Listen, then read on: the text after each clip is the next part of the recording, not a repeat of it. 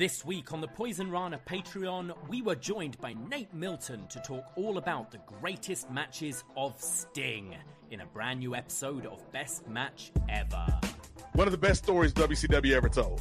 One of the best stories in wrestling history, except for that finish. And then we get, TNA Sting, which also gives us Joker Sting, which was weird and ridiculous, but also I give Sting credit for trying stuff.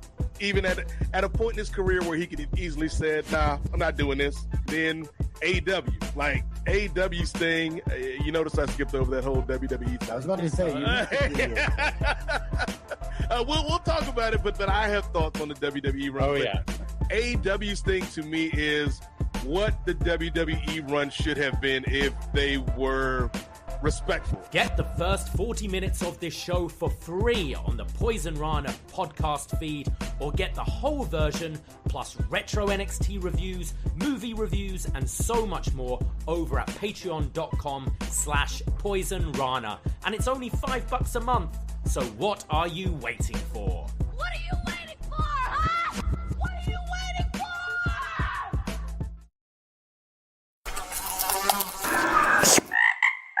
Poisonrana.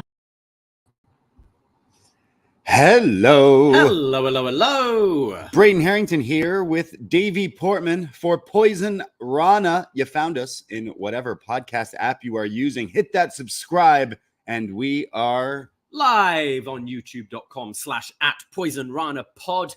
Hello, YouTubers, wrestling friends. I was going to say that's our Tuesday thing. Always wrestling. Our frogs. Where are my frogs at? It's Sunday. It's the day of frogs. Hello, good sir. Hello, everyone out there. We missed leap year.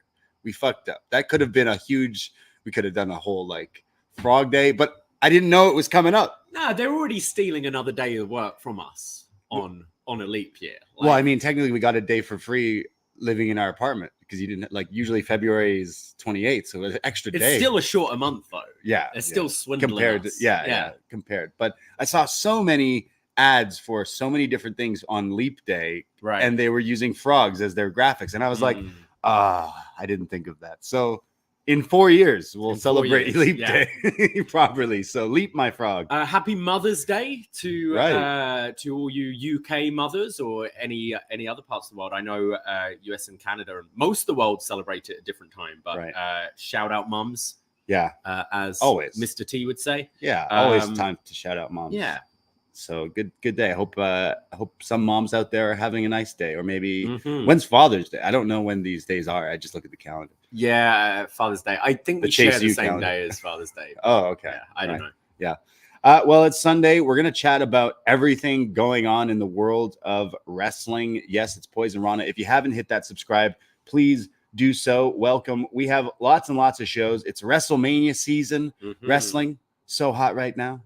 It's a fun time. There's a lot going on. We got Okada on TV. The Rock is back. Prime Energy is a sponsor. Oh, yeah. There's a lot to talk about today. So, if you don't know who we are, hey, check out all the other stuff that we do. Follow us on our socials for everything. And check out our spiffy-looking CHOPPED-TEES.CA because we have some great merch. Davey, you've put out the Philly-inspired Rocky Poisonrana t-shirts. Oh, yeah. You've still got time to get this in to wear it for Mania. Delivery is very quick with CHOPPED-TEES. So, yeah, pretty proud of this one. I think it looks pretty cool, especially on the baseball tee. I think it looks very swifty. That's the one I'm going to get. Yeah. And you know what? You've got a chance to get this t-shirt potentially for free because our good friend Dickie Bird over at CHOPPED-TEES, the president of the CHOPPED-TEES, is doing a huge March competition giveaway. Yes, CHOPPED-TEES is giving away $350 worth of merchandise from their website. Yeah, you heard that right. $350 to splurge on any items you wish. And their collection is vast, with something for everyone, whether you're into classic tees, cozy pullover hoodies, zip hoodies, baseball tees, hats, beanies, coffee mugs, not the shot glasses because they're still sold out. What's even better is CHOPPED-TEES will let you decide what you want across all the brands. So you can mix and match. You can obviously if you win this, spend the majority on Poison Rana merch. Of course. But you can support our friends over at Post Wrestling. You could get maybe the Karen Peterson Empress tee, or even a King of Sports hoodie for our good friend Nate Milton, who you just heard on the ad at the beginning for our best match ever Sting. So this price is in USD. So if you're Canadian, that's what, like $1,000 after conversion? No, around $500. So if you want to get in on this competition for a chance to win $350 for Chop Tees, you can head over to Twitter, follow at chopped_tees, and just retweet their tweet about the giveaway. And that's it. It's all you have to do. And you can win lots and lots of merch from your favorite podcasts here on the Chop Tees website. Absolutely. This competition ends Monday, March 18th, Eastern Standard Time, and midnight. And yeah, you'll still, as I said, delivery is very quick on these products. So you should have time to, win this competition, buy a whole load of merch, and be decked out for Mania. Yeah. So check out the pinned tweet over at chopped_tees and for all the terms and conditions there. But yeah, great competition our good friend Dickie's giving for the most wonderful time of the year. It's WrestleMania season. Yeah, you could get a whole fit from that. You could get everything from winning this and all these different things that we have on the site. I got to shout out Dickie for making the site look so good. We got new hats on the website as well. You can get the Post Wrestling hat. You can get the frog hat. You can get different variations. He's got trucker hats on there. He even got the Poisonrana logo on the side now. Nice. There's so many there. So it's like the new era. Yeah, it looks logo. like it's this cool. whole thing. So Dickie's just really been killing it with the CHOPPED-TEES.CA. So go check it out. And look, it's free shipping pretty much everywhere, with some places. I mean, if you're listening from like sorry, if you're in Azerbaijan, I think you might have to pay for shipping. I don't even know if that's a real country or not. So there you go. But you could order and get free shipping most places. So support your small time content creators, because this is how. If you like What Up Doe, if you like Eagles Don't Hunt Flies, if you like all these other shows, go support. It's the best way you can. So show your love. Hey, I'm entering. Am I allowed to retweet this and win? If the president nominee can vote for themselves, I think I can enter this competition. So you just use all the earnings on our own It'll merch? just be like when I do the Rumble pools or the NFL Super Bowl squares, which you did win. Yes. Yeah. So there'd be some fixing going on. No. You have a good chance to win this, and we will give it over to you, our listeners. Yes, of course. So yeah, go check it out. Do that retweet. Get yourself some free stuff. But check out the website, because there's so many other stuff. I know the Post Wrestling guys, they put up so much stuff on there as well. So all the merch, and we have the freedom to do like whatever we want. We can upload stuff very quickly and create stuff, no on the cease fly. and desist us the far. So yeah, no cease and desist. We have a few ideas that might get us a few, but I don't know how to go about this. But we need like the Roman Reigns style acknowledge me, but it's just appreciate me. Appreciate coming soon, I'm sure. So yeah, check out that. That's how we keep the lights on. Shout out Brandon. I literally just saw on Twitter Brandon Gamblin. Yeah, Brandon Gamblin has received our Canadian made Poison Rana t-shirt, the CM Punk inspired tee. It looks great. The blue on the black one. Yeah. So thank you, Brandon, for supporting. Yes, he said he tweeted us and said he was going to like an anime convention or something today. So he was rocking that one during the convention. Love to see it. Awesome. So very much appreciate. Always appreciate the pictures of the stuff. Send them in. We'll always share them and everything. And join the Facebook group if you haven't already as well. There's the Facebook chat. You can see all the fun stuff we get up into there. Lots of fun in the Poisonrana Facebook chat, especially when wrestling is on, and especially when we call to you, our frogs, for tadpoles, because I know we're going to be doing a lot of shows for not only our Patreon, but just going into WrestleMania season and everything. But because we're going to this ECW tribute show on the Friday in Philly at the ECW arena, we thought we would maybe go back and pick a retro ECW review. So unfortunately, we've already chatted about Barely Legal 97 and Heat Wave 98, which is considered like the two best ECW pay-per-views.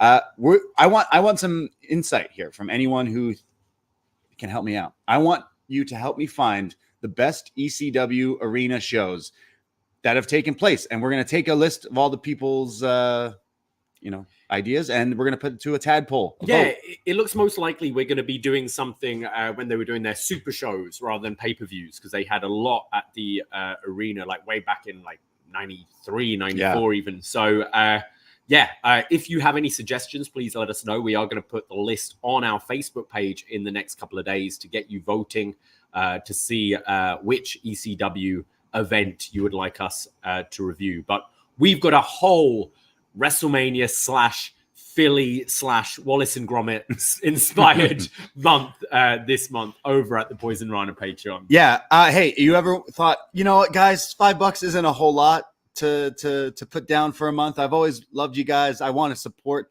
Now is your time. You want to buy us a beer, even though you can't make it to Philly, buy yourself some podcasts, because it's only $5 for a whole month's access to become a friend over on our Patreon. And this month, may I say, is the most stacked ever in the history of upNXT / Poisonrana. We're working overtime this month. Yeah. We're putting out a few bonus shows. So absolutely a great month to get your money's worth. As we said, February, you lose a couple of days. Yeah. So this, we're kind of repaying for that. And we've got so much going on. Yeah, so we're going to WrestleMania in Philly. So we thought, why not we review a former WrestleMania that took place in Philly? Mm-hmm. So we'll be looking at WrestleMania 15 from Philadelphia. Rock Austin won. That's right. Yeah. That's right. Another show we will be looking at, because of the recent announcement of Paul Heyman, the wise man, being inducted into the Hall of Fame. We are going to be doing our third ever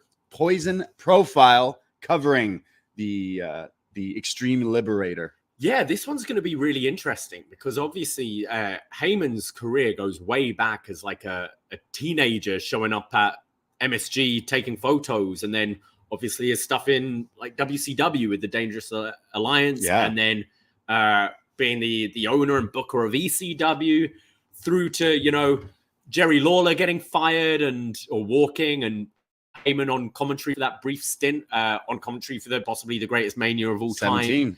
time. The Invasion, the Alliance, Brock Lesnar, which may or may not be talked about in his induction speech, right through to present day with Roman Reigns. And who knows, he might even get a bit of Rybacksel in there as well. Yeah, Rybacksel. Who else was a Paul Heyman guy briefly? Cesaro. Yeah, that's right. Yeah. Looking Big forward Show to has been a guy. Punk. True. Tommy Dreamer. You mentioned WrestleMania 17. Yeah. We'll probably talk about that. I doubt Dreamer will be at the Hall of Fame. Looking forward to this. We're going to chat about the whole career of Paul Heyman and kind of look at all the different things and what he's he's had his paw prints on a few things in the world of wrestling. And I'd say he was definitely a catalyst of so many things, and ECW being something that was just so huge and inspired many. So definitely going to have a fun chat talking about Paul Heyman this month.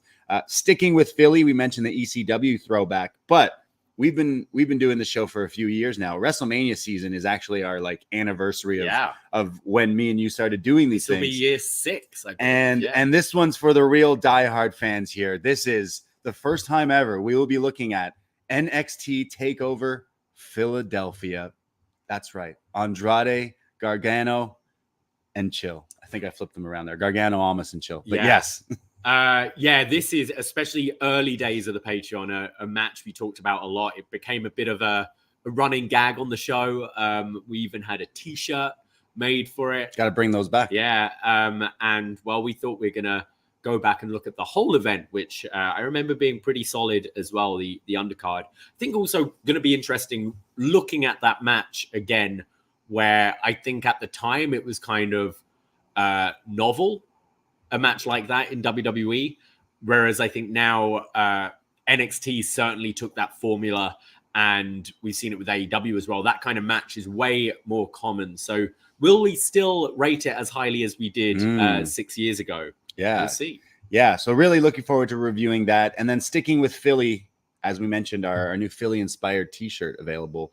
We will be looking at Stallone, Sly in Rocky. We're going to fly now. We're going to chat about the OG the movie that I think every kid in school should just be played this at like the age of like 13. You should just be like, look, watch this. As soon as you're old enough to pick up a set of dumbbells, right? And want to like, you gotta watch this movie, and you'll learn a lot about life and yourself. So yeah, we're gonna have fun and chat about Rocky, and who knows, maybe one day we'll get to Rocky 4, which seems to be what's playing out on NXT these days, anyways. So looking forward to this. So, and there's one more. Well, we've got 2 more shows actually, but not quite in our WrestleMania Philly mode. But we will be joined by Chris Elliott, one of our world champions, our family members, one of our former buddies, upNXT Rumble winner, and upNXT Mania loser, main eventer. Yeah, he's the Cody of Poisonrana. He has selected Wallace and Gromit, A Grand Day Out, and The Wrong Trousers, 2 short British claymation movies. They're about 30 minutes each. You can find them pretty easily online.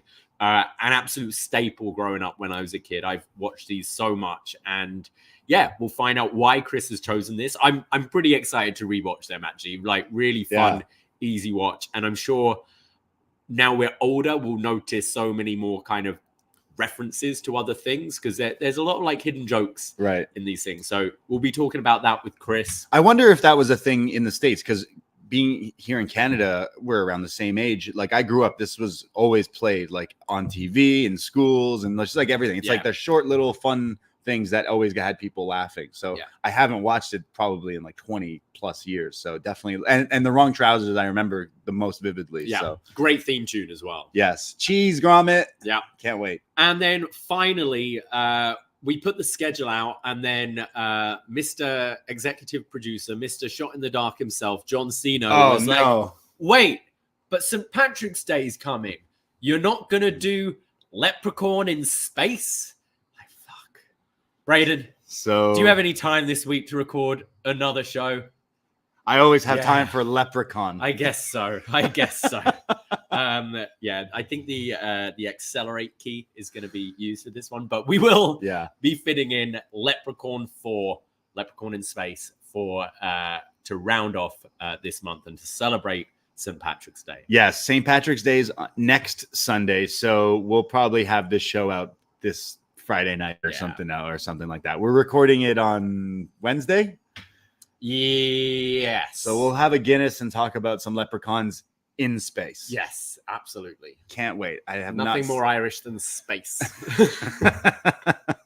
Yeah, there's definitely some jokes there. We're doing 2 space things, because A Grand Day Out is Wallace and Gromit going to the moon. They go to space? Oh, wow. The moon is cheese. We need the hybrid of Wallace and Gromit and that little robot thing on the moon fighting Leprechaun. Yeah, imagine someone who doesn't watch wrestling or anything just stumbles upon like this schedule that you've made, the image, and it's got Wallace and Gromit, Paul Heyman, Gritty and the Fanatic, and Rocky. Are we getting Gritty at Mania? Yeah, I would love to see Gritty versus the Fanatic at Mania. Gritty versus the Prime Bottle, KSI. That could be the thing there. But yes, all these shows coming out in the next month. They're going to be so much fun. So check us out, patreon.com/POISONRANA. I mentioned we are small-time creators. This is what we do, so support us. It's $5.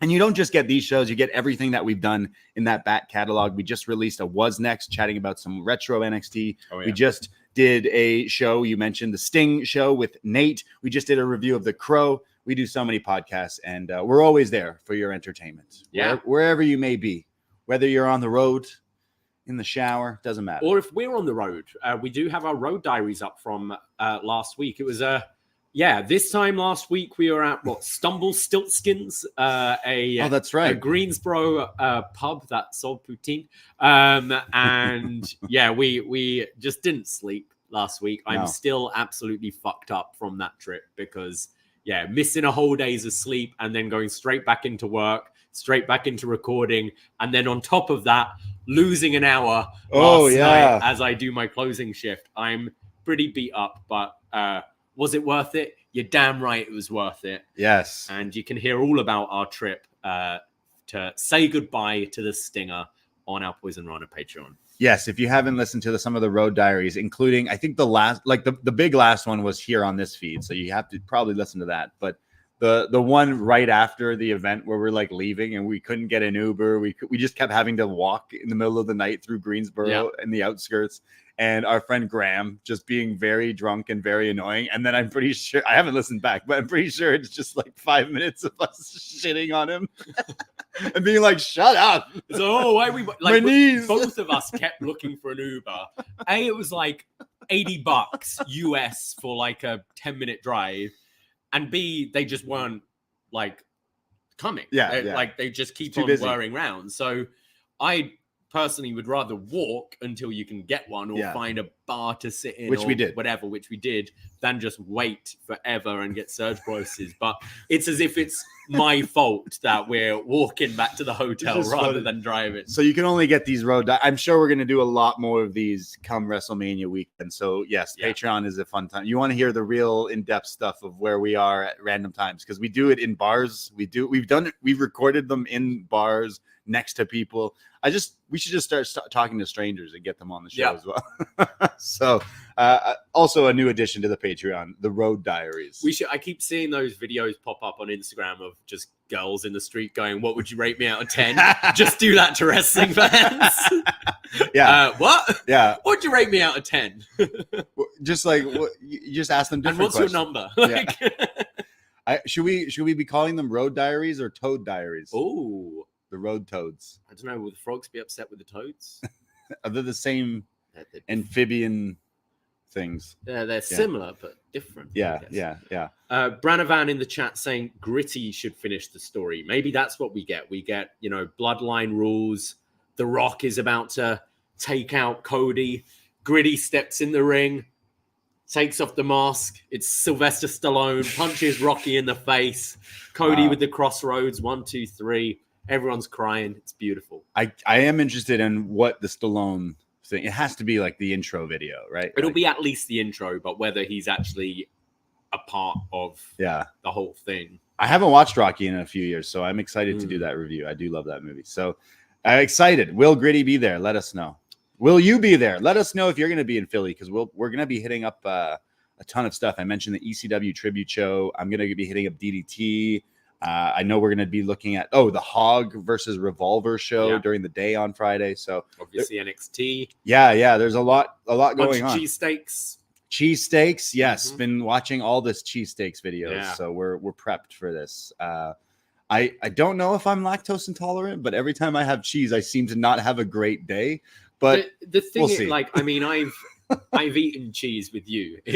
I eat a lot of fucking cheese. It's not like you have a slice. 2 slices of cheese and then you're shitting all night. Yeah. You've had a brick of cheese and a pizza or something. Yeah, you buy a lot of cheese sometimes too. I don't think it's lactose intolerant. I just think it's a bad diet. Too much cheese. Yeah, maybe, possibly. So we'll see how that plays out in Philly.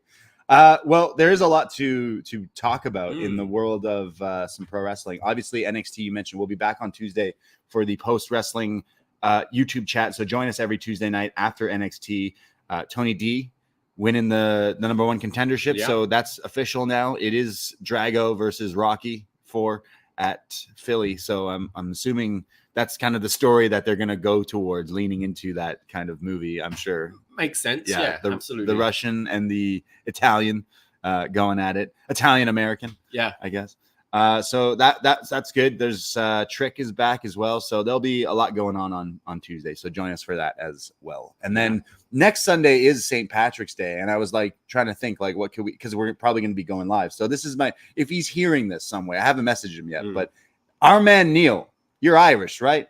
I just heard you on SmackDown with Way. You sound pretty Irish. So I don't know how you're celebrating St. Patrick's Day, but around 2 p.m. Eastern time, maybe you're free and you can come hang out. Yeah. We'll get his thoughts on the leprechaun. Yeah. I mean, he might be drunk at that point. Good. That's what I think. The time difference is like, right? 7 p.m. Yeah. So hopefully he's had a few Guinness and we can have him on. So that's I can wear my St. Patrick's Day shirt I bought at Target on the way back. It's a good one. Yeah. It's a good one. So I'll be wearing it Saturday night for sure when I'm working. Yeah. So definitely check out next Sunday because it's St. Patrick's Day. So maybe you'll join us around 2 p.m. Yeah. Get your green beer. Yeah, absolutely. The Rory Stevens in the chat says Davie should replace Kevin Kelly as ROH announcer. Oh, yeah. You don't. What Shall we start there with Kevin Kelly? What about Scott D'Amore? Oh yeah, shall I replace him as well? Yeah. So Kevin Kelly, he said some things about Ian Riccaboni, and then he got the boot. Yeah. So I think it was last August. Ian Riccaboni on a Discord.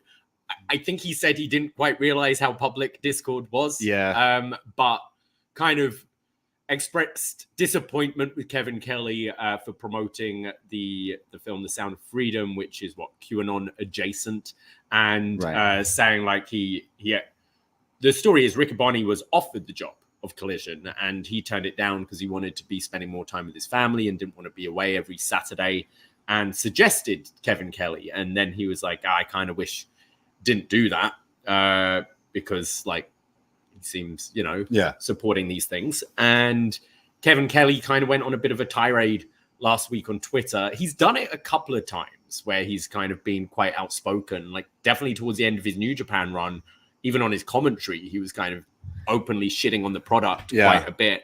But was basically saying like he was libeled by Riccaboni and he hasn't really been in the same favors ever since. And he's the best announcer out there that a lot of his peers would say. And he's just kind of been on the bench, and well, it led to him being fired. Right. Yeah. When he was the English commentary for New Japan just a few years ago, really, I thought he was really good. I thought he helped bring the newer audience who like, oh, should I try watching New Japan? Oh, they have English subtitles now. It helped bring in a lot of fans, right? Like he's been the voice for quite a while, and they shuffled around different people.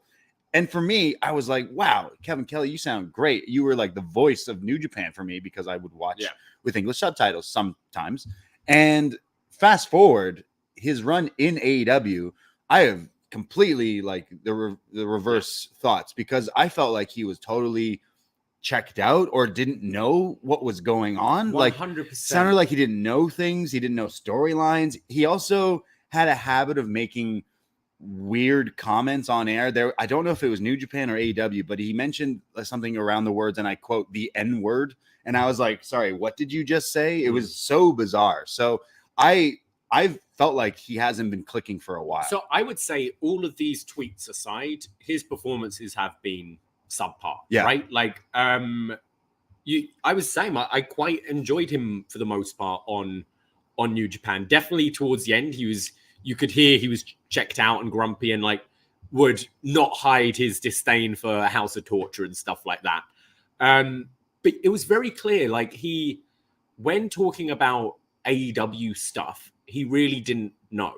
When he's talking about like a Moxley or a Jay White or someone who's been in New Japan that he's covered, he would bring up the facts. He'd be, Jay White, he beat Tanahashi for the IWGP Championship. He's headlined Madison Square Garden stuff. But if it was against like someone who's just been AEW, he wouldn't know. And it's not good enough. Like as fans, you expect your announcers to know more than you. Excalibur's great at it. Excalibur knows fucking everything and clearly does his research. I think when Tom, what's his name, was in Phillips. NXT. Yeah, Tom Hannafin went to Impact, and the first show he called, you were like, wow, this guy is clearly gone back and researched like 10 years worth. I don't think he should have ever been let go by WWE. No, I thought he was one of the best they had, but clearly like did his research, and that never came across. And then to have Tony Schiavone, who is already doing, he has a lot of responsibilities backstage. He's doing Dynamite, he's doing Rampage, and now he's lead play-by-play of Collision, which probably isn't the role for him. When they're putting him in your spot and having you as the number 3, it's not a good sign at all. So I thought, like, all of this Riccaboni stuff aside, like, yeah, he needed to either go or get a bit of a kick up the arse. And you would have thought moving to that 3rd seat might have been the kick in the arse, whereas instead he's like, you're just benching me and I'm one of the best. Right. And then you get into the like Riccaboni stuff as well. I mean, I do think I I'd be interested if there have been any repercussions for Riccaboni as well, because I don't necessarily think that's cool. Yeah. Whether you believe it, like whether you agree with him or not, I don't necessarily agree with airing dirty laundry online. And his thing was like, oh, I didn't really realize it was this public, but you're still making those comments to people who are outside of the company. And so I like Riccaboni. I think he's good, really good. Yeah. I kind of feel like maybe you should get some sort of punishment as well. But then I think it was the meltdown on Twitter that really cost Kevin Kelly. And I'll say, like, I'll somewhat defend, like, I've not seen this movie. And I know, actually, when I was back home in the summer, my dad brought up, and my dad isn't fucking cute or anything like that, but him and his girlfriend was like, oh, we got these free tickets to this movie, The Sound of Freedom, and it was really good and really eye-opening. I didn't realize about all this. And you ask anyone, hey, do you support child sex trafficking? Absolutely fucking not. Right. But the people that know realize that, you know, people behind this film have done some shitty things, and the people like pushing this stuff, and, you know what, like, okay, it's child sex trafficking, but it's, you know, like the QAnon thing is saying like Democrats are involved and all this sort of weird shit. Sure. Not everyone who's seen the movie, especially if it's like, hey, do you want a day out and go see this movie for free?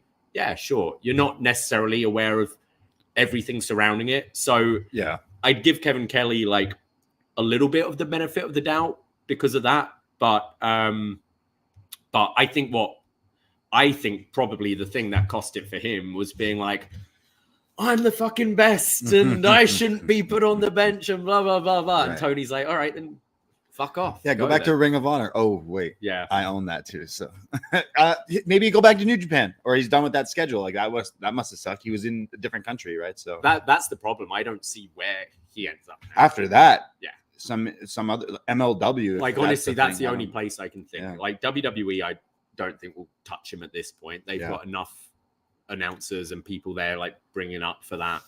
New Japan, I may be doing like US based shows, but I really can't see that either at this point, especially as I said, the way he was kind of shitting on it on the way out. I agree though. Like I do love Ian Riccaboni and have for a very long time actually, but I didn't agree with how, like, again, he's claiming I didn't know this would get out kind of thing. I thought I was just messaging some private group and people can screenshot anything. So that's a thing. And I did at the time think that was kind of dirty. Like, oh, doesn't matter. It's your coworker and you're kind of outing. It came out, oh, I made a mistake. I didn't really do that.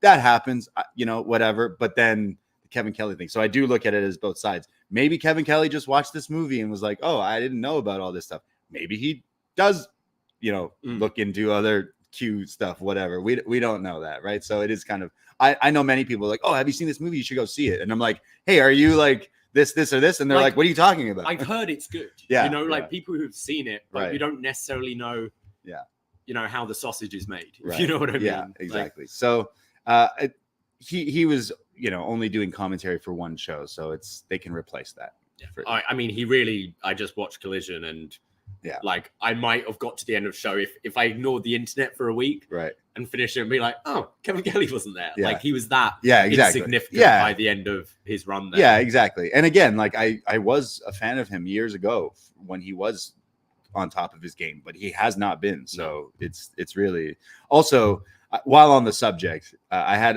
a buddy over. He's not the biggest wrestling fan, but he loves to, you know, watch crazy wrestling stuff. So I showed him Takeshita Ospreay. He was like, oh my God, amazing. He's like, oh, let me watch the Sting match. JR on commentary for the Sting match, right? We were at the show. We didn't get to watch the commentary, right? Man, love JR. He's a legend. When I think of wrestling commentary, I fucking think of JR, Jim Ross, the fucking king of this shit. He needs to not do this anymore. Oh, wow. I did not like that commentary. He was shitting on everything. He was like I didn't hear most of this from the people. We were there. I didn't get to hear the commentary. I watched the Sting match just yesterday night back. And I'm like, man, sounds like you don't even like this guy. Like, it just sounds like you shouldn't be here. You shouldn't be doing this. In my opinion, I'm sorry. I love him. He's my GOAT still. He's like, I think of wrestling. He is the guy. But right now, I think he's devaluing the product. I've not rewatched the Sting match yet. It's something I really want to do. But I completely believe you because I've heard him be like that. It's one thing saying something on your podcast, like your opinions on wrestling. If your taste isn't, everyone on the outside waiting for someone to dive, cool. That's justified. And on your own podcast where it's an opinion-based thing, cool. On TV, I feel even as a commentator, you are still a character, and your character should be to enhance the show and make whatever is in front of you look as good as possible. Even if you don't particularly enjoy what you're watching, your role is to enhance it. It's like adding music to a film. It's the music there is meant to make what the actors are doing feel even more emotional, and like it adds color to it. And just shitting on it, it's like, it's been clear with him. He's been demoted. And I think this new deal, which by the sounds of it, I imagine Tony Khan's paying him quite nicely, and it sounds like he's just basically going to be doing this. It's like, hey, big matches, the odd pay-per-view match, and I think that's just a respect thing from Tony Khan. It's only for a year. I imagine it's going to keep on being these year-long contracts, but his duties are going to be really reduced. It's just when it's apparent, like Excalibur is just like on air, has to be like, right, okay, yeah, and then has to like quickly try to go somewhere else with what JR was talking about, like multiple times. Yeah. Like, dude, like I'm all for it. Again, he's like the voice of wrestling to me, but I think he should not be doing this. I think it's also not putting the work in as well anymore. Like just little you can't examples, just show like up. Minoru Suzuki coming out and it's his song, and it's going to be Cousin Ina Ray on the apron, and he's like, "Oh, Minoru Suzuki. Did he play football? Yeah. Oh, he was. Boomasuna." like it really was apparent just rewatching the Sting match. And I didn't hear this feedback from like any of our friends or listeners or any other shows or whatever, but just watching it last night, I was like, oh my God, like, holy shit, can you shut up? Like, it's so like going back and doing the best match ever Sting and hearing some of his calls for those early NWA matches. And obviously he's younger, so his voice is a little higher in pitch, but just the excitement and the energy, the vigor. Whereas he does sound like an old man in his armchair watching wrestling. And it sounds sounds like when you have like your uncle or your grandpa over who is blatantly told you wrestling's fucking stupid. Yeah. And you're like, no, grandpa, please let me show you this. And he's not liking it still. Yeah. And he's like, oh, watch it because you're making me watch it. That's what it sounds like every time. And I'm like, all right, I think he can like put the hat up. Do one more WWE match. It should have been Austin's last match. If Austin wrestles again, JR, do that.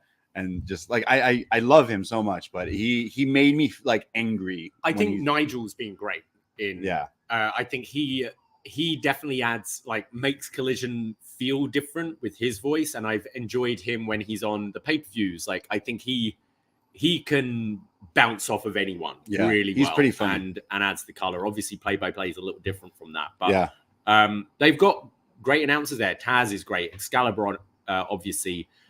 Tony Schiavone, as maybe he doesn't know the name of every single move, but just his enthusiasm, and he definitely wants to like lift the product all the time. It's infectious, and it comes across. But I'd say the same about some of the wrestlers. Like there are so many good wrestlers in this company now.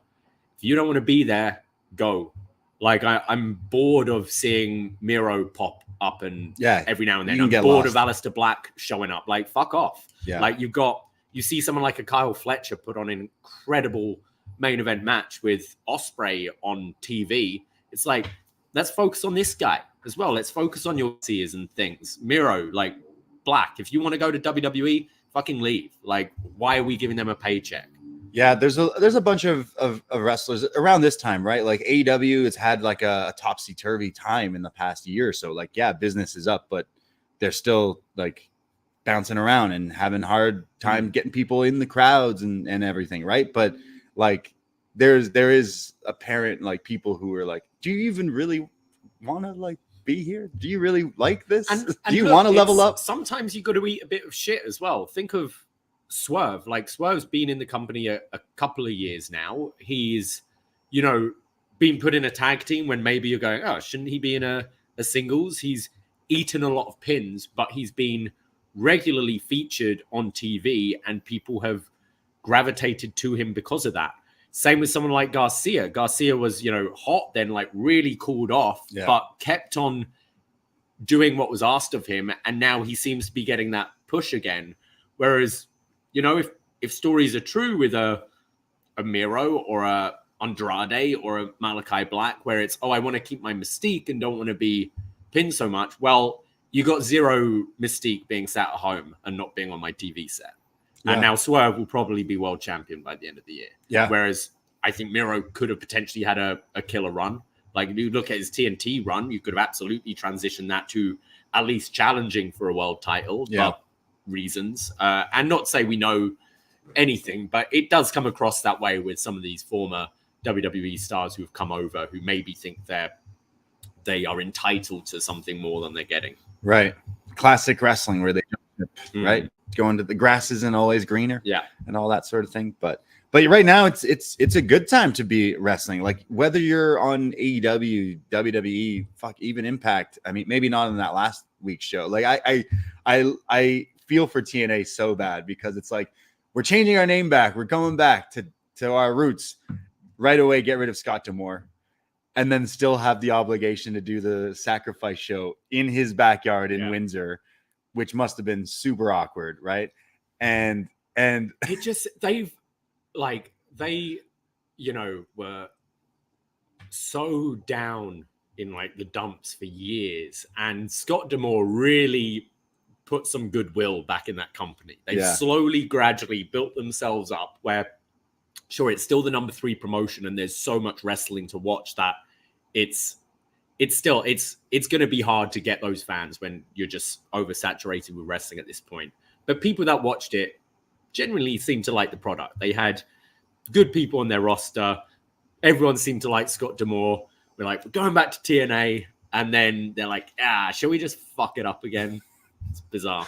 So like, I'm watching SmackDown with you. We had some friends over. We were chilling. And then we're like, oh, there was a TNA pay-per-view. Like, hey, let's throw it on. First few seconds, it's fucking top dollar. I'm like, all right, this is not going so great. Yeah, I was like, this isn't going great. I'm like, let's fast forward.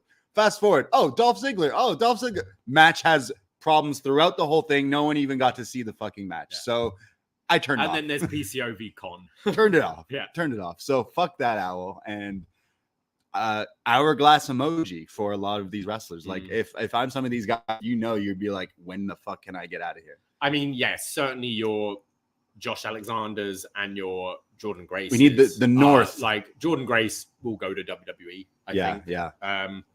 Or even like, if with Mercedes coming to AEW this coming week, they're going to be putting a lot of attention on this women's division again. Yeah. So like that could be attractive to a Jordan Grace as well.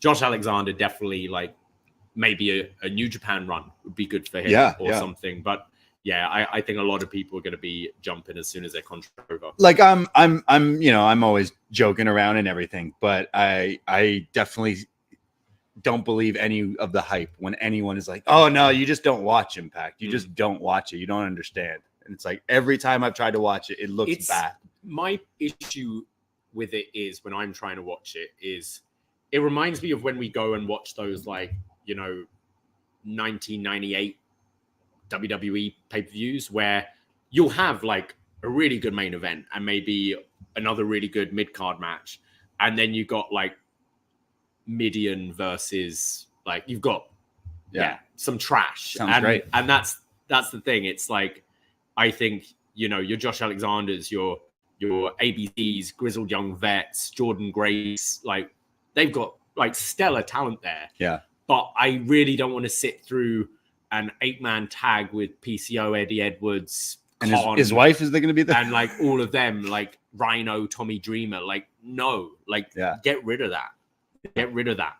But if they don't, it drags it down and makes it seem tackier. It sucks. Like they're still doing shows. They still need people to come, and those people do still somewhat bring people, I guess, right? Like more than some others, right? But it's a tough watch for me. Anytime I've tried to watch it, and I cherry pick here and there, but like, oh man, like just yesterday, it's like, let me give it a shot.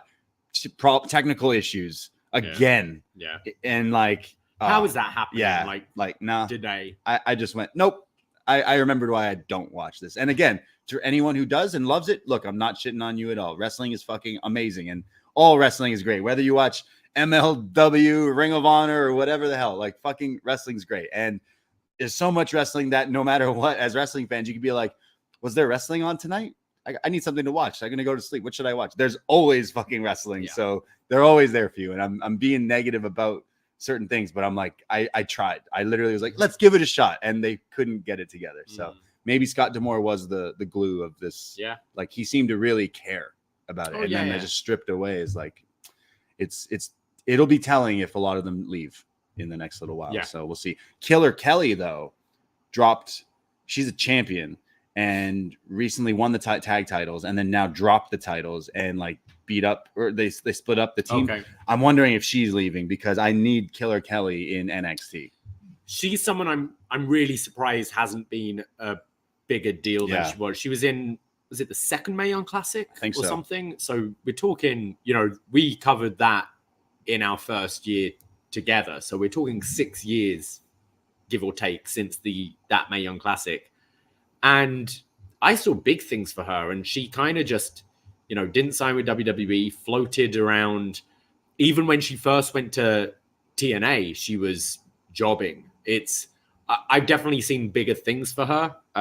So maybe if she is on the way out, she can be someone to come to NXT or something. I would really like that. She's stepped up in some of the matches and stuff that I've seen from her. Like I've been a fan, but also WWE's trying to get, hey, we need some more British people. We need some more, of this. They don't have anyone Portuguese. Yeah. And as a pork chop, where the hell is my Portuguese? Backlash in Lisbon. Let's go. 2026. Exactly. Yeah. And there's some fresh matches like Rhea Ripley versus Killer Kelly could be amazing. There's some stuff there. So I'm just kind of like looking at it like, hey, is there a reason she dropped the title this quick? Is there a reason maybe she's gonna leave? So I don't know. I think WWE NXT would be a great place for her in the next little while. So maybe that's something to see, but nothing official. I'm guessing. Where should we go to next? WWE or AEW? Yeah, let's start with the Fed. Okay. Start with New York. It was a pretty big week for WWE. I mean, it's a pretty week.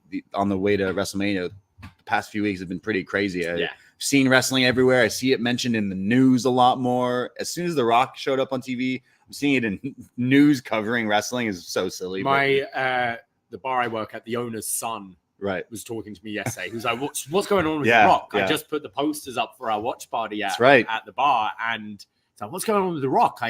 I go on his Instagram and he's wearing a cowboy hat, talking shit about dogs. I'm like, yeah. Oh man, yeah. I mean, so last week we were driving back from our trip to Greensboro, and we were like, oh, let's play. Now we have time to just play the 30-minute promo from The Rock. So. Took us through Virginia all the way to Pennsylvania. So this week he put out as suspected. I think he's going to do this every week. Yeah. And he put out, this one was shorter. It was like 10, 11 minutes. Yeah. And here in Dallas, somewhere in one of the horse like arenas there, and he's got his cowboy hat on, and oh man, this was his best one so far. I mean, this was great. From wearing the cowboy hat, mentioning Dallas, to then once again shitting on Pharaoh, Cody's dog, quoting The Jerk, the movie with Steve Martin, your dog shithead. Yeah. Your goofy ass dog shithead is what he called him. Oh man, getting the heat, making fun of the guy's dog. But yeah, I really liked this promo from The Rock, which then got me like excited for his segment from SmackDown. And we both actually were off Friday. So we were like, oh, should we like watch this? And I felt like a lot of people were really excited to see this like face to face, and now the match having it being official, which is a big thing. The Rock is wrestling night one of WrestleMania. That's pretty big deal. And like I said, news coverage of this is insane. Yeah, like it's definitely getting the buzz. I like that this has stipulations in it, like consequences for night 2. I think it sets up both ways. Like, okay, the stipulation being if Seth and Cody win, it's a clean fight. no bloodline, night 2. That's something I could definitely see being a plausible thing. You know, Cody getting his clean match and winning it. Or it could be the other way around with bloodline rules and Cody still has to overcome all that. You could have the Avengers come out, you know, your Kevins, your Sammys, all of them. But I think it gives 2 viable options. I also like adding the Cody stipulation from AEW. Yeah. If he doesn't win, he can never challenge again. It's like a nice little detail to add and call back to those who know. But yeah, The Rock has just been incredible in this role. Like you forget at times how good this guy is, which is crazy to say, but I think just for so many years he was just hitting the nostalgia notes, which is cool. If you're a wrestling fan, you've grown up, you've gone to a SmackDown and The Rock comes out, yeah, you want to hear him do all the catchphrases, but for an actual story, this is adding so much to it. And I think it has Cody's always great, but I actually thought on SmackDown it brought out the best of Seth. Like the diarrhea Dwayne, as awful as it was on Monday, it came into play on Friday, and I kind of liked how Seth was laughing like, holy shit, it got over. But I thought Seth really stepped up this week on SmackDown, and that was something he absolutely needed to do. And, you know, you're going toe-to-toe with The Rock, like one of, if not the best to do it on the mic and holding your own. I say bravo to that. Yeah, he absolutely stepped up. The Mr. Midlife Crisis line. Yeah. Like he interrupted him and basically was like, yo, stop talking. I'm in this match because I'm defending this generation of wrestling. Like, you think you can just come in here and do all this? Like, I thought he really stepped up, especially that one line. But The Rock definitely always having one-liners in his pocket for fucking days. Like any second, this guy can pull out a catchphrase that could be put on a shirt. But the stuff where he keeps mentioning the gospel, he dropped the gospel on you during his video with the cowboy hat on. One of the best fucking disses, if you want to call it, whatever, best lines I've heard in quite a long time is off is the direction you can fuck. Which is just fucking great. And then he's like running down Cody, and he's like, he tells Cody to shut up. And then, like, as Seth is standing there, and then he looks at Seth, he's like, and you can shut up too, even though you haven't talked yet. Just shut up. Which I thought was very funny. And a good fella in the chat is saying Rock's Black Adam entrance was fire. Oh, and yeah, like I like that they've changed his entrance up a bit. The music is still the same, but like I like the little tweaks, making him even more like, you know, just ridiculous, over the top. It's going to look incredible in the stadium coming out. It's too bad it wasn't last year's Mania, because he would have had the Hollywood theme, right? True, he could still use it, but and yeah, it was a shame. Like, I see the criticisms. It's 13 minutes worth of entrances, and then they run out of time at the end. But I kind of liked the leaving on a high. Yeah. You know, like Cody gets the slap in, and then it's done. And you're like, whoa, what happened next? You're looking to see fan footage online about, okay, what happened after it went off air. Right. Yeah, they ran out of time, but I thought it gave it this sort of excitement to it for me. One of my favorite WWE segments in years. Like the last time I felt I really enjoyed the Seth CM Punk face-to-face. I thought that was, like, again, bringing the best out of Seth, who doesn't come to mind as like a promo guy to me, which then leads to this somehow. Like, how did Seth get here in the first place? Right. Like, it's pretty crazy, but I thought he really stepped it up. I mean, he is, I think they can play into it more, but it's the idea now of, you know, The Rock dropping that he's, you know, TKO, board of directors, all that. It's the machine against these guys. Right. And Seth is Triple H's avatar as well. And you've got the beef and the history between Triple H and The Rock. So looking at everyone on the roster, like, yeah, Seth makes complete sense, but he's got the biggest work to do justifying his place in this. And I thought, you know, the line of, you've had your time, you're not taking away ours, that kind of thing is like, yes, that's what we need more of from you. Sure. Because Cody, we've said it for years, he could read a fucking phone book and you're like, yeah, I'm down. I believe you. I vote Seth for you. is very hit and miss, but when he's dialed in and clearly, like, you know, passionate about something and there's some maybe truth in his words, I think he sounds very good. I really love this segment. It got me really hyped up for the match. It got me hyped up. I'm like, when are they going to do this again? There's only a few weeks. There should be at least one more, like 4 of them in the ring together again. Are we getting the Rock show next week? Next week they're in Tennessee. Are they in Memphis, Tennessee? They're somewhere, yeah. somewhere there. So the Rock concert should return, and he should, make fun of these guys, sing on these guys. Now, I've seen a lot of criticism about. We've talked about 3 guys there. We haven't talked about the Universal Champion. That's right, Roman, who did definitely come across as the afterthought. Do you think that's a deliberate thing? Yeah, the beginning of the promo when Roman was talking, he goes to say acknowledge me, and then he looks at The Rock. They shake hands, they hug each other, and he goes, acknowledge us. So they're purposely having something going on, right? Teasing, and of course fans are speculating The Rock is an inside agent, double agent here. He's only doing this to fuck with Roman and get over whatever. I'm just enjoying the ride right now, and definitely everything is hitting full speed. And I still think Roman, it's kind of well, The Rock hasn't been here for a while, so maybe we can let him talk a bit. But also Roman's aura isn't from talking a whole lot. His whole thing with the bloodline has often been, Jimmy or Jay going off and Roman giving this death stare, or you're always wondering what he's thinking. He's not necessarily someone who's talking you into the matches. It's oh shit, he's gonna snap at some point, and what's going on. So I don't mind it.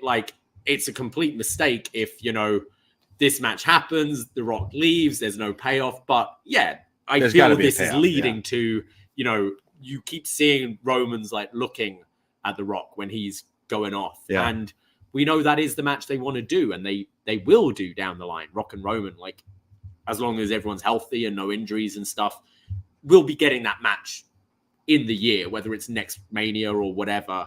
So I think this is the right way to play it, with him just being a bit more of a background player. I can see maybe people saying that he is somewhat of now he's just the lackey to The Rock, but I still think it looks crazy seeing Roman Reigns and The Rock in the form of Roman in the past 3 years. This character now with The Rock is this is crazy, because last year when it was the Sami Zayn bloodline, everyone is wow, it can't get better than this, and then it really was dragging, and then Paul Heyman's nah, this is just the beginning of the third or whatever, and then now it's really kicking in. It's wow, I do think this is some of the best stuff WWE has done in quite a while. And I'll just reiterate is The Rock. I couldn't give really a shit about The Rock for a while until he came out and instantly called a bunch of people crackheads. And I was wait a second, hold on a second. And now I'm I have to watch everything this guy's doing. So they really got me on that, but they're firing on all cylinders. I don't know if I saw too much of the criticism of the line from Roman Reigns calling Seth Rollins a cross-dresser. I quickly looked today to be were people upset about this? Were the snowflakes very upset? I'm okay. For me, when he said it, I laughed out loud, because for weeks he's been saying you come to work dressed as your wife. Yeah. You're wearing your wife's clothes. It's pretty much the same thing he's been saying. Yeah. He didn't call him a bad word. He didn't call him necessarily there's a few other things that he could have said that they maybe would have censored. So I'm maybe on the side of the fence that what he said wasn't necessarily that bad, considering the guy does come out dressed in certain crazy things sometimes. I'm okay, right? But I could also see some people being a bit mad, but then I remind myself that this is wrestling and it's fake. So I'm it's one of those things, I'm not in the LGBTQ community or whatever, so it's not my place to really get offended or not offended. I feel most of the time WWE is quite careful, and I think this is maybe a word that you wouldn't want to risk, because it could potentially offend people. And I did feel after Roman said it, he almost paused a bit, fuck. Shit, should I have said that? But I mean, the dude is dressed in women's clothes most of the time, so I did like his fit, though. It was a bad time to use that line, because I was actually, I do like that jacket set. Yeah. So as I said, it was something when he said it's there's going to be blowback. I didn't see a whole lot of it. I just think maybe it's just safer to not say it. But again, it's also, as you say, it's scripted. It's entertainment. Yeah.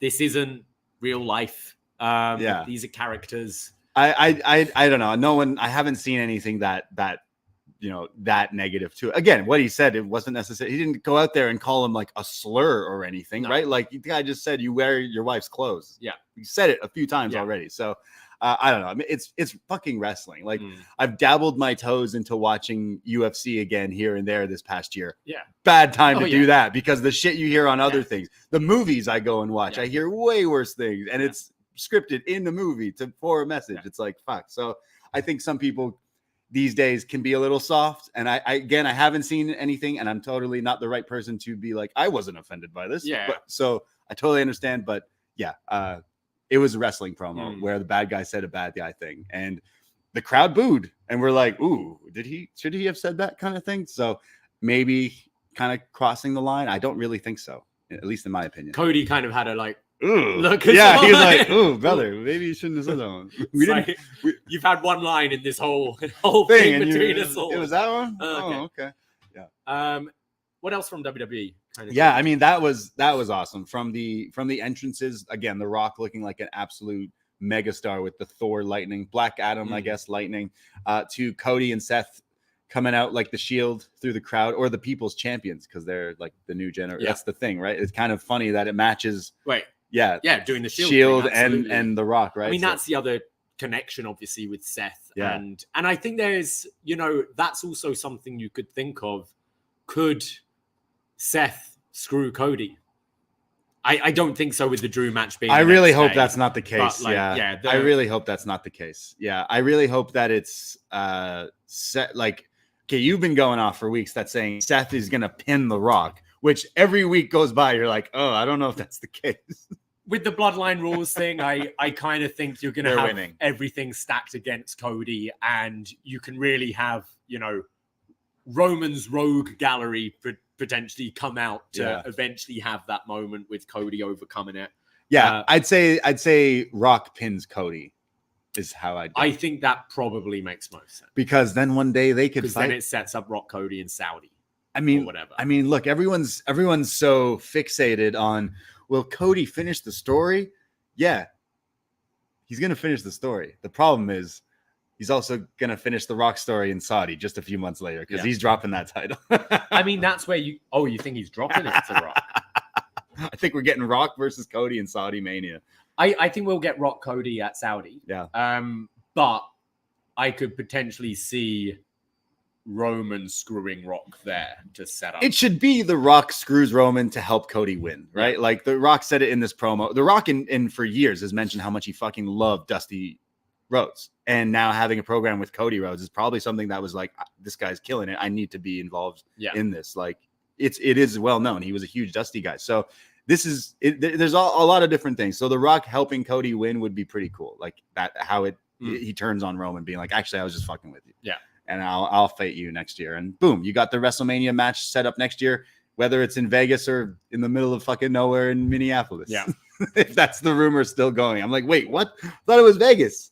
You see that? There's talks. They've talked about Minneapolis for a while for Mania as well. Yeah. So who are they gonna cheer for? When Minneapolis, they ain't gonna be Brock.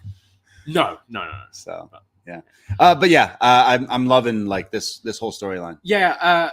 Other stuff I've been really liking in WWE and is just character progression, and how you're not kind of, all right, I'm a babyface now, and that old character doesn't exist. I quite enjoyed the Bayley sit down. I don't think this story has been cooking quite as much as I'd like it. Yeah. Especially it being, Io, who's one of our favorites, and Bayley, who I really feel deserves this moment as well.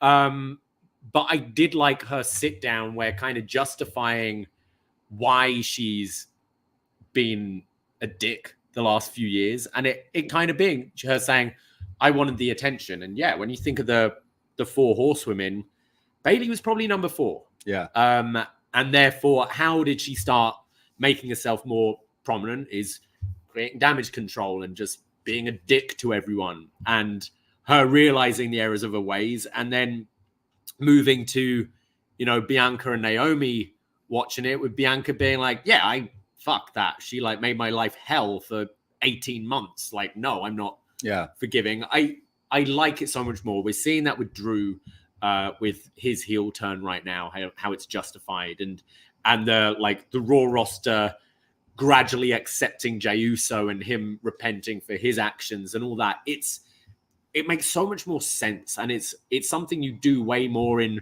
scripted TV rather than, you know, in wrestling. It tends to be, I'll give you a hug now, and now I'm a good guy. Yeah, it happens a lot. So I wonder where we're going with, like, is it Bianca and Naomi teaming? Yeah. Against Damage Control for the titles? Yeah, we hung out and watched SmackDown, and I thought it was kind of strange that they had Bianca shitting on Bailey when like the storyline is like, hey, I'm actually sorry, and Bianca's like, nah, fuck her, she's a bitch, and who's she talking to? Naomi. Naomi's like, no, like, and Bianca's like, yeah, well, you weren't here, so yeah, you would have been beat up too and stuff, which made me go, are they turning Bianca? Which is strange because she's like just speaking truth. I don't think so. I think maybe it's a slow build to get Bianca to finally accept Bailey, and maybe Bailey, you know, maybe Bailey helps Bianca win something, or like. But I wonder if we go into the tag match between them, like so Asuka and Kairi against Bianca and Naomi. Oh, okay. Or whether you do like find another woman as well and do a 6-woman. Or, yeah, I thought we were getting Tiffany versus Bianca. That's the other thing as well. In which case, where does Naomi fit in? Yeah, like already she's come back and lost. Yeah, she feels pretty insignificant quickly, but this segment made you think, okay, there's some sort of direction, and they're going to be tied in with Damage Control. Yeah, or maybe they convince Bianca like, hey, Bailey isn't so bad anymore, or something like that, because that's kind of the way they're going. But you feel Bianca should have a big match. She's been pretty prominent the last 3 years, right? Yeah, and that's why I think Tiff, because like right away Tiffany has just exploded. That gives me more interest. Yeah, absolutely. Yeah, and I think they could put on something pretty cool. Yeah, Tiff should be champion like this year. She's having the quickest rise. Like the crowd instantly going off, cheering for her, hitting picture perfect moonsaults. Like she's killing it. So definitely looking forward. If that was the match, Bianca and Tiff, like, Tiffy time. Yeah, for sure. Other things from this week. What about the Prime bottle? Oh boy, yeah. Man, this is causing us quite a stir because I see it from both ways. It's like, wow, you know, there's all this empty canvas here. You could be making some extra money. We see other promotions. Never forget New Japan, always Lawson in the corners, AEW, DraftKings, but they never put it right in the middle. Yeah. And WWE has never done that. And Logan Paul revealing that he has signed the biggest deal, having WWE put their first ever canvas middle of the ring advertisement starting at WrestleMania and every PLE going forward. Yeah, that's pretty big. Forbes put out an article on this just yesterday, basically being like, this is a big deal. It's not a story. Yeah. I think this is something that has been kind of talked about. We knew this was coming. Nick Khan saying, look, there's all this real estate in the middle of the ring that hasn't been used. It's always been a Vince thing to have a clean canvas. This is a one dig at Vince. TKO, like it's just money left on the table to like not do it. It's great for like a heel character as well, I think. Aesthetically, I prefer just the letters of Prime rather than the actual bottle. Yeah. The bottle looks like Cody pinning Roman on top of this thing, like to finish his story on this. Have you seen big this ice pop bottle of Prime? Or whatever. This guy on Twitter, I'm sorry, I forget who it was, but they basically did, hey, I'm recreating huge moments in WWE history and photoshopping in the Prime. And it's like, oh man, like Austin passing out at Mania with the Prime bottle. Yeah. Undertaker looking down at Mick Foley, the Prime bottle. It's going to be I loud. wonder if this is going to be the exact design we end up seeing. I hope they make it like a little, just a little nicer. But, literally every other sport does this. Yeah. Every other sport has sponsors everywhere. Even on jerseys. Jerseys, right? Like on the screen, on the the banners going around, everything has sponsors. So it was only a matter of time. But yeah, it's going to take getting used to, because we've been watching WWE for some people 30, 40 years. Yeah. With just this clean canvas. I do just wish they just put it in the corners like everyone else. Yeah. Yeah. Like prime. Yeah. I think it would have been as I said, just even the letters prime wouldn't look quite as bad. But so originally I was like, oh, this is a storyline, and Kevin and Randy will beat him at Mania, and the stip will be like, you don't get this. But no, it's like, no, he signed this crazy deal. I just think it will look silly when you have big moments and it's like right there. But so what do you think the match is? Yeah, they teased Kevin Owens and Randy Orton like as a unit. So would their team be RKO? But then KSI and Logan Paul can't both handle the match with Owens and Orton. We really don't know what KSI. He got RKO'd, but I feel like maybe a triple threat for the US title. Owens, Randy. Yeah, that makes sense. Right? Yeah. So I could see them doing the tag potentially, but I maybe see it more likely, triple threat. Yeah.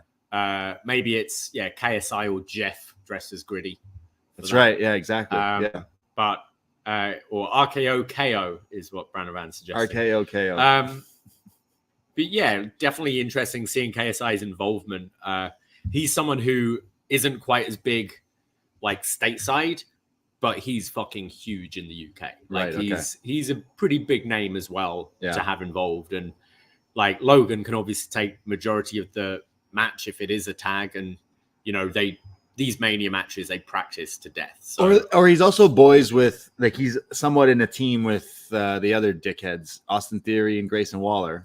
True. So you could add a 2-1, 4 or something like that. Yeah, you could do that. Right, because those guys need something to do. Yeah, they don't usually do too much except lose on TV a lot lately. But Waller's pretty funny. Austin Theory just takes good stunners and RKOs. And I don't really know what else he does, but that's probably where those guys are kind of shifting. Yeah, I can see that. While on the topic, Legado, they beat the hell out of Dragon Lee, and then the commentary oh yeah, the other guys weren't here this week. It's well, Dragon Lee, maybe you shouldn't have went out there when you saw 5 guys ringside. Yeah. Get your ass beat. He hasn't been booked for a while. I did love that they're like, oh, look, he's dressed like a little kid dressed as Rey Mysterio. And I was like, you do legit look like that. I thought this was probably the best match on SmackDown. Yeah. There's not a whole lot of wrestling on SmackDown. Angel's someone who we really liked in his NXT run. Remember, his Cruiserweight championship run and all that. And has never really shown off completely what he's been capable of on main roster. But I thought this match was good. I assume it's do you see it being the singles match or a multi-man?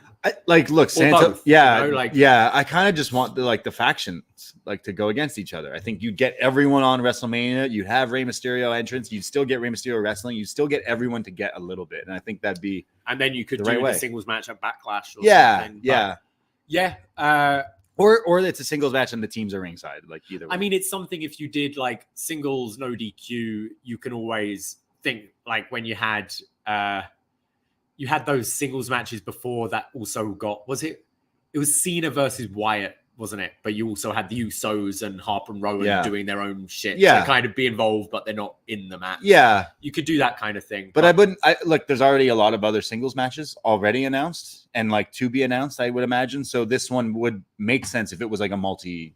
It depends how much you want to elevate Escobar. Because if you really want to push him as a serious thing, I'd say go for the singles. Right. Or, I mean, do we do any more of these night 1 affects night 2? Yeah. If you had Legado v you could do a mixed 6-man tag, Elektra with Legado and Zelina with LWO, and whoever wins adds a stip to night 2 or something. There's more of that you could maybe play with. Yeah, I don't know. I would like to see these guys get their Mania match and moment in not just Rey and Santos, but either way, I think both matches would be pretty good because LWO and Legado, they could do some crazy stuff that gets big reactions in this stadium, and maybe make it a crazy almost what does AEW do? Stadium Stampede. Yeah, something like that kind of thing, right? Yeah. With the Lucha guys jumping off stuff. Who knows what Who does is it Del Toro who pulls the rope and the other guy Wild goes flying? Like who knows what he could, potentially do. So I'm gonna stick with I want to see them all get their moment with the multi-man. Cool.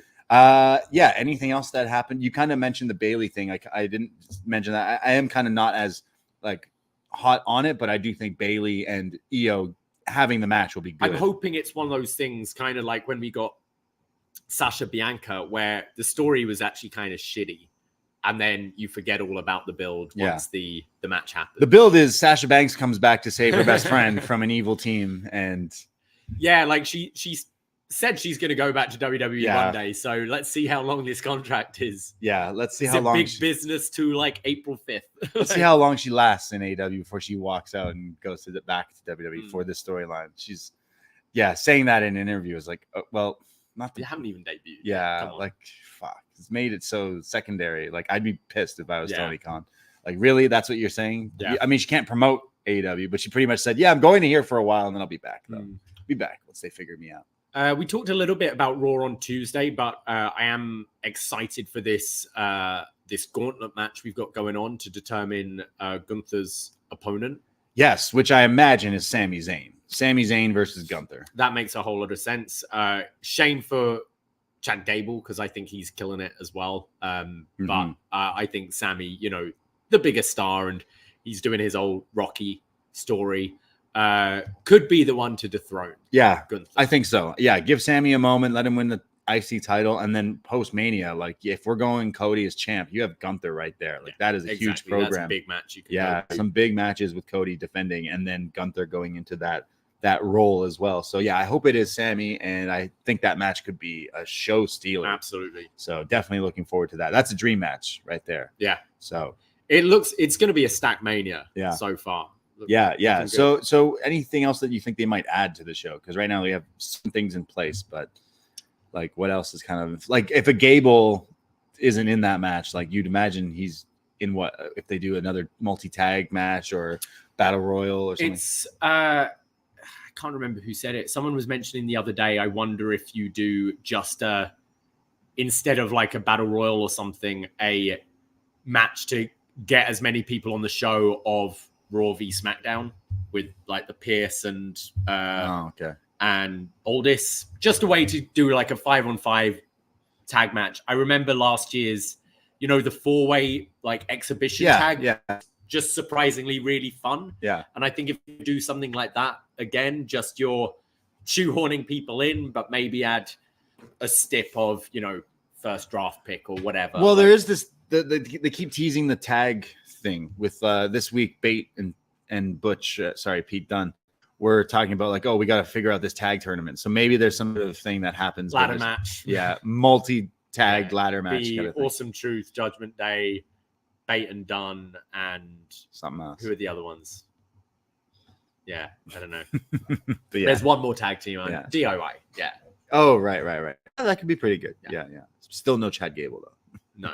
Hopefully on the show. But so Mania is looking good. It's looking stacked. They're doing really well. I'm sure the gauntlet match could be pretty good with all those people in it as well on Raw. And next week, Rock back on SmackDown. We're thinking the Rock concert. So I'm sure if they promote the shit out of that though, if they do have that. So we'll see. But yeah.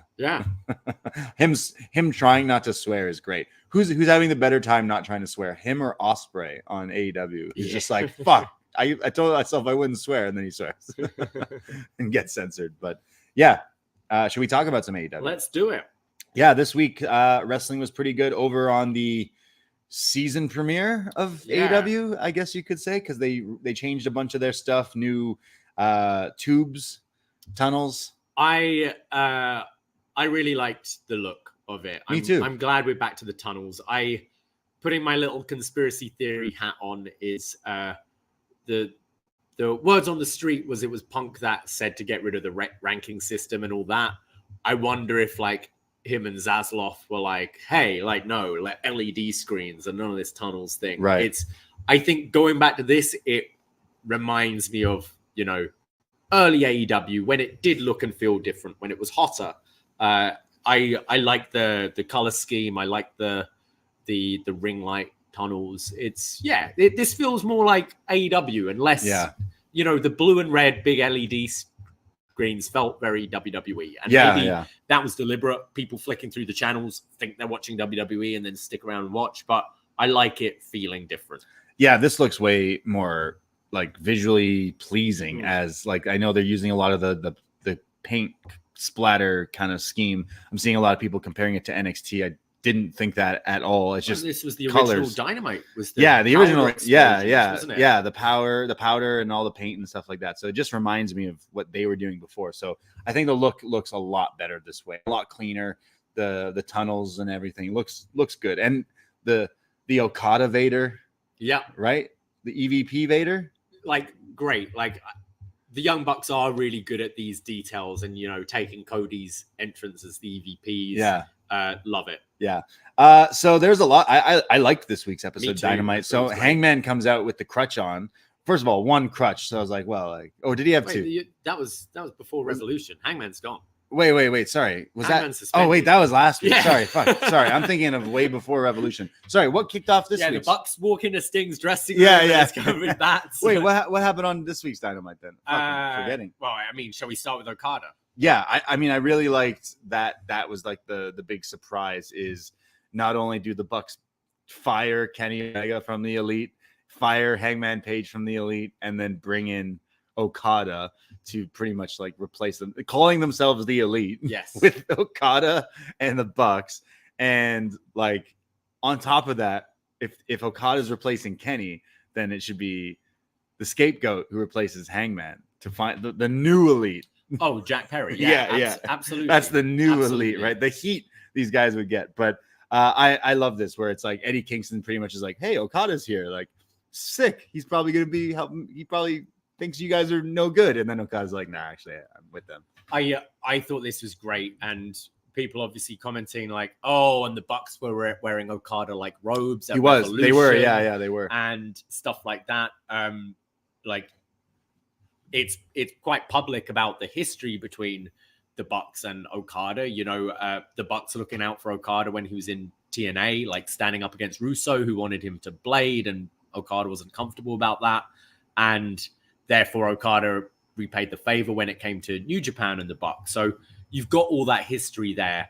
I think criticisms when, this Okada free agency was going on we were going, go to WWE because it feels fresh and there's all these fresh opponents. Because I think in my head, he was coming in as babyface Okada, the presentation we've seen on him at Forbidden Door and these kind of things. Whereas him coming in as a heel, as a character in this top like stable, no real like leaning onto him even being Japanese or any of that. It's just like, no, this is this fucking big buck superstar. Believe what you will about the Tokyo Sport numbers. Like people have questioned that, whether he's really on this 13.5 million for 3 years deal. So 4.5 mil a year. Yeah. I think people have, because, Tokyo Sport is kind of kayfabe. People have questioned whether that's legit, but either way, he's coming in with a lot of money, aligning himself with the Bucks. This just makes so much sense. One of it wasn't on TV, I don't think, but I saw it online, and it's the Bucks hanging out with Okada backstage talking, and they're like, hey, so you're in the US now and you're with AEW, you're gonna get yourself an American car. And they're like, what are you gonna get? Yeah, what are you gonna get? You're gonna get a Kia, aren't you? And he's like, Kia. They're like, yeah, nice Kia. And he goes, no, I'm not gonna drive a Kia. What's a Kia? I'm gonna get a Ferrari. So imagine Okada coming out in a Ferrari, like showing up to the parking lot in a segment, and he's in this beauty car, just playing off like, yeah, I'm in America, I'm being paid, like fuck Otani. Yeah. It's all about Okada. It's great though. I think setting up, right away, you've set long-term plans for Okada Omega 5. That has to be all in. If Kenny's safe, Kenny's okay. Kenny gave an update this week, and it doesn't particularly sound promising. He also said though, like, oh, you take my biggest rival and replace me? Yeah. Like, so maybe he will be. And then you got obviously like on Collision, Pac and Okada looking like it's set up for Dynasty, and Eddie Kingston, Okada. Are people saying potentially that's Supercard? This match? Yeah. I mean, they got to get people in that building somehow. So Draw Okada leaving New Japan to wrestle for Ring of Honor. Well, I mean, Okada's just taken everything in this divorce, hasn't he? He kept Music? his music. He went out winning, didn't put anyone over in New Fuck your Japan. triple tag And titles. then he comes into AEW, and it's, you know, it's like in a breakup where you're collecting all your stuff from your ex's place, and then you go like, oh yeah, that's mine as well. Right. Pointing at the New Japan Strong title, like, yeah, I'll take that as well. Yeah. But like, I thought first presentation of Okada, I think if you don't necessarily know who he is, he's clearly like comes across as a big deal. One criticism of the whole thing though was the Rainmaker. Right. Eddie just standing Yeah. there until he's What are you about doing? to take it. Like as He he's should just trying hit to, him, yeah. as Okada's just hugging him to set it. He should have like, just hit him. Yeah. yeah, like that was, I was just a bit, but no, they've proved me wrong. I think The right Bucks, away. the Bucks have to teach Okada how to kick someone in the balls. Yeah. Clearly, because Okada doesn't really do that. So. And I even quite like the trios match on Collision where it's Okada just killing these jobbers, these guys, and just it's Dick Okada. It's what we've seen towards the end of his New Japan run. It's what we saw with Kiyomiya. The Kia. This is I think it's great. Big fan of this. Look, Okada to a lot of wrestling fans, huge superstar. Whether like, look, a lot of WWE fans might not even know or care about him before this, but it was the clip of him beating the shit out of Kiyomiya that went viral. Like Joe Rogan on his podcast was like, "Yo, someone show me this. What the fuck is this real?" Like people were like, "What's going on in Japanese pro wrestling?" And it was that. So him beating the shit out of people right now is so refreshing, and kind of similarly to how I felt about The Rock. Like, oh, great, The Rock's back. Like, yeah, I'm sure people will like it, but yeah, whatever, cool. And then right away, it's like, he's a heel and he's an asshole. I'm like, oh, this is way more entertaining. Same thing. Okay, Okada, one of the best wrestlers alive, one of my favorites, but he's kind of done this already. I'd rather see him do more fresh things in WWE. And then right away, it's like, well, he's actually a bad guy now. Yeah. Really, like, reinvigorates everything a bit. So I like that. Instantly makes the Bucks have something to do. Yeah. They got Okada. I wonder if it's Kingston. So is it Kingston versus Okada at Ring of Honor or Kingston versus Okada at Dynasty? Because he should just beat Eddie for these. I think it's Pac at Dynasty. Okay. And I think Kingston. I think Kingston Okada kind of makes sense for Ring of Honor. Right. And he should unless it's just on a big Dynamite or something like that. He should beat Eddie for those titles. Yeah, and I think it's a way to like give him something big early whilst keeping him away from the world title picture, which I imagine over the next year is going to be tied up with like Joe, Swerve, Ospreay. Yeah. Like I don't think Okada's going to be near that for a year. Yeah. At least. Yeah. So give him this, have him, Triple Crown champion. Exactly. It's definitely a way. If you're having Okada, like if you're paying him this money, it's like, okay, yeah, you're going to headline these ROH shows as well. Sure. Like, and maybe it's part of the reason why he didn't go out on his back, because he's going to be doing some New Japan Strong things as well. And, maybe that's the thing. It's like, well, he's coming in as this superstar. It's like, no, he's not putting anyone over because he's still going to be somewhat affiliated, perhaps. Look, any of these fresh matchups, there is a lot of fresh matchups. Pac coming back was shocking, and then having him tie in with Okada would be amazing, so can't wait to see that. Part of me, if we are doing this new elite thing, and like I think you're completely right. I think Jack Perry fits into that perfectly. We know he's boys with the Bucks. He's obviously partly involved with the Punk leaving thing, the way his story's playing out in New Japan, like with his fucking mask. It makes have you seen much... What's that? Have you seen the scapegoat mask? No.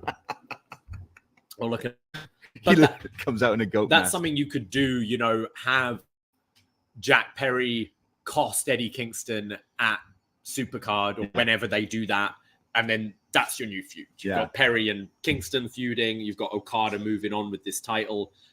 But I kind of like to see Mercedes in this faction as well. Mercedes. I think Mercedes is way better as a heel. The boss. She's got the whole money gimmick like Okada as well. Yeah. And she isn't the best on the mic.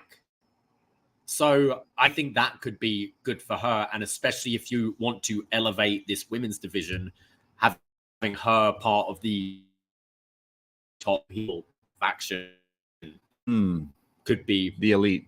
Well, she needs to name the boss because Springsteen. She's not EVP, the executive or something. She's something silly. Yeah, she's something like that. But, I feel like she has to come in as a babyface right away because it's in Boston. It's a whole thing, and like she left WWE, right? So you cheer her. You do, yeah, but I don't know if you'd have a babyface too long. Right. She's better heel. Absolutely. She 100% Never forget. is better She's heel. Great, but yeah, I don't know. I don't know if that would because then they also have like a woman in their group as well. But what's Jack Perry gonna do then? Other big goat feud with other farm animals. But yeah, I really did like the presentation of Okada and the Elite, and can't wait. And like, and kind of foresight if Kenny returns sooner than later, like Okada Omega 5 in Wembley. Oh my god. Yeah, he put out something he's just had another surgery recently, and he was basically saying like, hey, I'd love to say I'd be back in a few weeks, but it's the way he was talking, it sounds like could be a long time, and it could even be like 2025. Yeah. Obviously you want to make sure he's like 100%. But also you never know when people are kayfabing you as well. But just putting that, it's ready as soon as Kenny's back. Like you just go to it immediately. Absolutely, right? absolutely. Branavan in the chat saying Ospreay Danielson, bruv. Yeah. Oh man, an incredible 5-star match.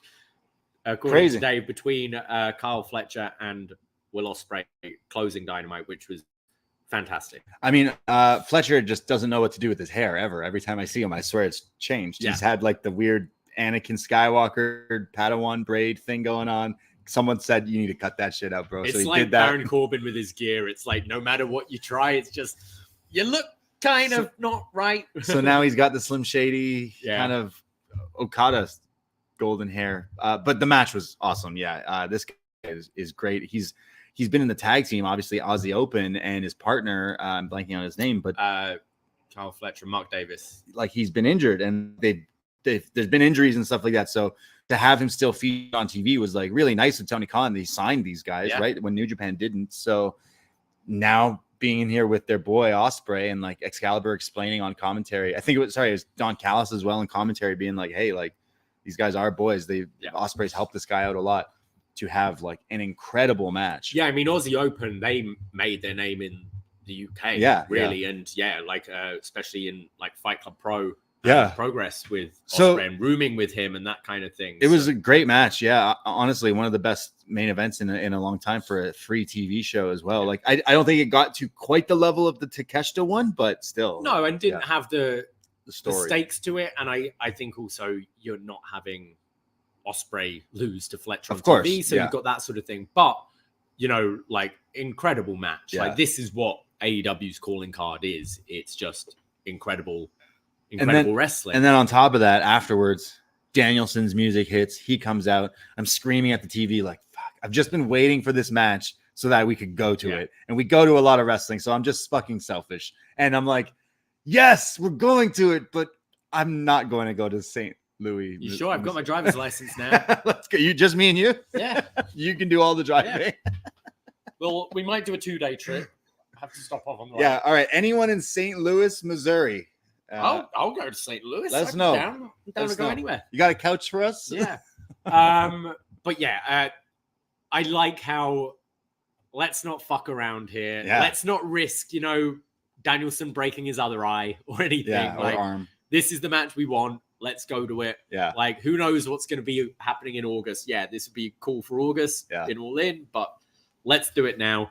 I think Ospreay just right away has, and I've been critical of his mic skills before. I think he's just improved on every single level. I think he's such a fresh voice. Like, it's so refreshing hearing a Brit who isn't either trying to be American or isn't trying to be your like posh Brit. As much as I love Regal, he's from Blackpool. People from Blackpool don't speak like the way William Regal speaks. They're like stiff upper lip, posh Englishmen. That ain't people from Blackpool. But it's an idea of, oh, this is how Americans see British people to be.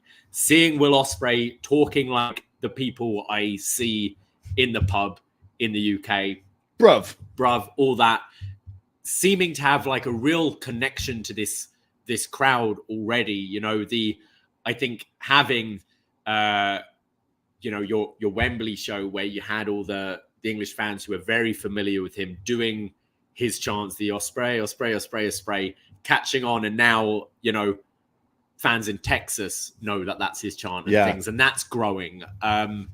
His just different language he uses, and which trying not to swear. I saw someone say, "Oh, does Ospreay need a mouthpiece so Americans can understand?" No, Americans fucking, you know, try harder. You know, we put up with your yols and all that all the time. Like, no, he's not speaking Farsi. He's not Scottish. You know, like, I think it's such a fresh like character. He's coming across as a big baby face, coming across as a big deal. His wrestling speaks for himself. You don't need months of vignettes or anything. Just one in-ring chat segment and a match, and you're like, oh yeah, this guy's the real deal. This is great. He's come in like such a hot baby face, already elevated to like to one of their biggest stars right away. Like he's already had a few years of, we've seen him in AEW putting on like these crazy matches, and then now all of a sudden Danielson comes out and just stares down. Then Collision, he interrupts Danielson after his match and says, "Hey, I thought you wanted to say something to me, so I came out here." And Danielson's like, "Yeah, I want to fucking fight you." So this match is official for Dynasty. This is one of the biggest dream matches. I've been waiting for this match ever since Ospreay came into like the eyes of New Japan for me. I'm like, this guy versus Danielson would be insane, and now we're getting it. What I was impressed with as well is, you know, we talked about that Friday segment with The Rock, etc. And The Rock is one of the best, and maybe milks it too long that we've got to go, we're out of time. Yeah. But, you know, when the crowd are chanting something, he takes a step back and he reacts to it and he lets the crowd do what they're doing. And Ospreay, as experienced as he is in ring, he's not very experienced with US TV style promos and all that. And I was impressed on Collision. The crowd were, you know, chanting for him and him taking a step back and acknowledging it and riffing with the crowd and that kind of thing, which you'd see inexperienced performers just kind of steamroll through it. Like, oh, I've got my script, I've got to get these words out. And yeah, I think he's been incredibly impressive so far. He's going to be their champion this year for sure. Like, he's got to be one of their biggest. He's got to be one of the biggest draws, because if you say, "Hey, Ospreay's wrestling when we come to town in 3 weeks to your town," you know you're getting an insane match. Like, that's the draw right away, right? So he's already proved himself to be a pretty, you know, important part of AEW. And I wonder what his schedule is going to be like. He has said he's finished like his first tour with them, but then he's coming back this week anyways. So he's coming back this week. Yeah, I'm pretty sure he's like, then I'm making it back for Dynamite. So okay, he's flying back. He's going to be flying back and forth. That's got to suck. That's got to suck real bad. I mean, like a lot of like example, Kenny, right? Being a Canadian, as soon as AEW started and he wasn't in Japan anymore where he was living, you just had Don Callis and whoever else is in AEW's people set him up with a house. Here you go. You're going to live here for now. Like, I guess Ospreay, he's got, like you mentioned, his missus and his kid that he like somewhat adopted. Yeah. So like maybe they just don't want to move over here, but that's what it seems like. He's happy in the UK right now. And, you know, like, he's got money now. Yeah, it's a lot of it. So he ain't flying economy. Yeah, probably. Exactly. You know, it's UK to US. It, depending where you're going, it can be anywhere between 6 and like 11 hours. Yeah, flight. Like, it's not the WWE schedule. He doesn't have to be on every Dynamite. If anything, it makes him a bit more special to not be on every Dynamite. And, you know, it's a real thing. Oh, Ospreay's wrestling this Wednesday. Awesome.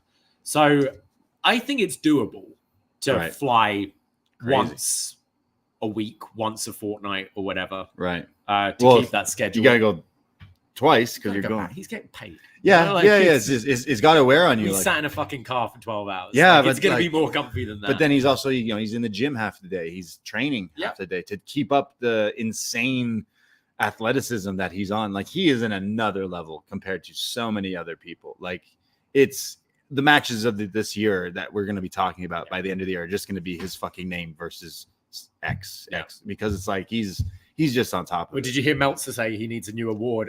Best match of the year, not Will Ospreay. Honestly, like, that might have to be something we look at because we can't just talk about 10 Ospreay matches at the end of the year because it's like his matches will be higher than a lot of other people. But I cannot wait for this Danielson match. And I don't think it'll be the only time they fight. You could do the one right now and then, maybe Ospreay's a heel later on when he gets to that and go back to it. So there's a few things, but yeah, as soon as they like teased that, I was like, oh my God, yes, please. I can't wait to see these guys fight. So that's happening on Dynasty. We're going to Dynamite in a few weeks. I imagine he's on that show. He's on the poster. So hopefully we see him wrestle as well. We're doing a Dynamite after party at Sneaky D's in Toronto for any local area people. Come hang out, $5 to sing some wrestling tunes and some drink prizes and all sorts of fun stuff. But now we're realizing that Rampage after Dynamite is going to be live. Yeah. So that definitely affects us because it'll take people a little longer to get to our after party. But like, if they're smart, you go, hey, Ospreay is not on Dynamite, but he's wrestling in the main event of Rampage. What would we do then? We might have to stay to watch him wrestle. Bridge? Yeah. Yeah, we'll have to see. So he's already a popular character that will only get more popular. As like, imagine this is like the first time seeing him. You'd be like, oh, who is this guy? So right away, I can't wait to see what else he does in AEW. And this first match that going to Danielson, I mean, not first match, but first time these two will wrestle, I just can't wait. So really excited about that. But speaking of the Toronto Dynamite, they've set up something for that for us Torontonians, which has helped because about a week ago, the tickets for that Dynamite have definitely shifted and moved up. And I'm assuming if not a sold out Ricoh Coliseum in a few weeks, it'll be damn near close to it because the Cope, Edge, and Christian one more time in Toronto in an I Quit match is definitely something that has a lot of people in Toronto and wrestling fans talking about because they're very excited to see the two homeboys go at it one last time here. And I didn't quite understand what happened on Collision with the box, the spike thing. Did you see this? With Copeland? I saw him as a luchador. Yeah, so he was holding a Mariah May sign for earlier in the night, and then he was wearing the Conquistadors mask, and then he attacks Christian, and then he has this like box that said Spike on it. And some people took pictures of it so you could kind of see it, and it looked like the Barbie bat, essentially, like the bat with the barbed wire on it or something. So I'm not quite sure. It's just going to be his thing for the. He's going to murder this. Yeah. He's going to stab his ex-friend. Yeah, I Quit. Interesting stipulation. Yeah. I mean, I think it's just going to be some crazy brawl. Obviously, not my favorite match type, to be honest. Yeah. But I think this is going to be a fun match and definitely the right move to put it in Toronto. Yeah, right away everyone's like, okay, wait, we got to go see Edge and Christian in the 6 one last time. So definitely looking forward to that. We're going to be going to the Collision in London as well on the 30th, the real London, Ontario, Canada. So maybe we'll get Ospreay on that as well and some other things. Anything else from Dynamite and Collision this week? Yeah, I watched some. I skimmed through Collision. I watched the Okada stuff, them beating up some jobbers. I can't really think of what else happened on it. Danielson, Shane Taylor was good, but both good wrestlers, but obviously no real stakes there. But I thought that was entertaining.